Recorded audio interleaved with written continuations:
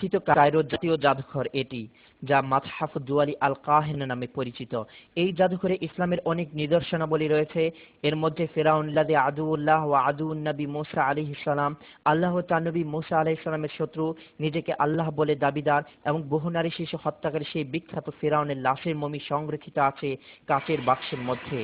ফেরাউন বা দ্বিতীয় রামসিস 1235 খ্রিস্টাব্দের শতাব্দীর পূর্বে নীল নদে ধ্বংস হয়ে ডুবে যায়।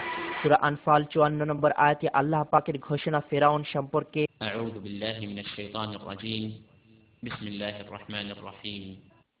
كدأب آل فرعون والذين من قبلهم كذبوا بآيات ربهم فأهلكناهم بذنوبهم وأغرقنا آل فرعون وكل كانوا ظالمين। যেমন ছিল রীতি ফেরাউনের বংশধর এবং যারা তাদের পূর্বে ছিল, তারা মিথ্যা প্রতিপন্ন করেছিল স্বীয় পালনকর্তার নির্দেশসমূহকে। অতঃপর আমি তাদেরকে ধ্বংস করে দিয়েছি তাদের পাপের দরুন এবং ডুবিয়ে মেরেছি ফেরাউনের বংশধরদেরকে। বস্তুত এরা সবাই ছিল অত্যাচারী জালেম। 2831 খ্রিস্টাব্দে আবিষ্কৃত হয় ফেরাউনের লাশটি। দীর্ঘ 3116 বছর নীল নদের গর্ভে ডুবে থাকে তার লাশটি।